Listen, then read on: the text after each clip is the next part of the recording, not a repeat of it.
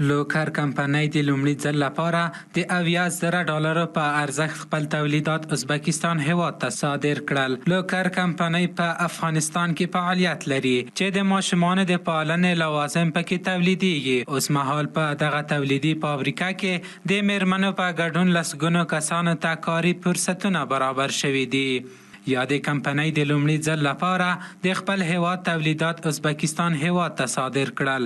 په همدې اړه په جوړو شوو مراسمو کې د خصوصي سکتور استازو وویل چې اوس مهال په افغانستان کې د لوړ کیفیت توکي تولیدېږي چې تر ډیره یې د بهرنیو هیوادونو څخه د وارداتو کچه راټیټه کړې ده او اوس مهال د ډیری تولیدي فابریکو توکي بهرنیو هیوادونو ته هم صادریږي.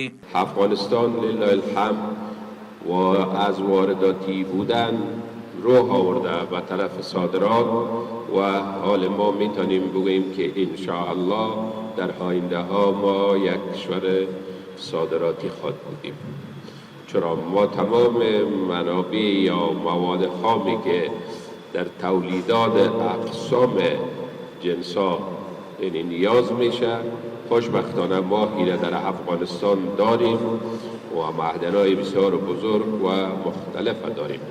محموله بهداشتی بیرون صادر میشه توسط تجار جوان ما نوری صاحب. این برای ما قوت میبخشه و برای ما و مردم افغانستان امید میبخشه که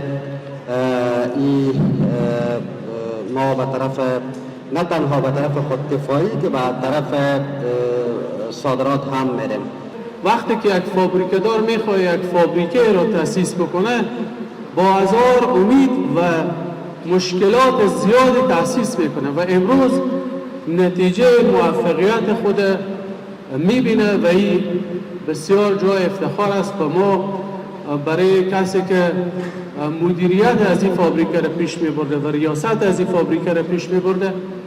افتخار میکنیم که نام افغانستان را باز زنده کردن، نام افغانستان را به کشورهای دیگر به افتخار میتونیم یاد کنیم. د یادونې وړ ده چې په افغانستان کې ګڼ شمېر تولیدي فابریکې او شرکتونه شتون لري چې تر ډیره معیاري تولیدات کوي. د یادو تولیدي فابریکو مسؤلین وایي چې د برېښنا د کمبود له امله یې له ستونزو سره مخ دي. که د برېښنا ستونزه حل شي نو تولیدات به نور هم زیات شي او ګڼ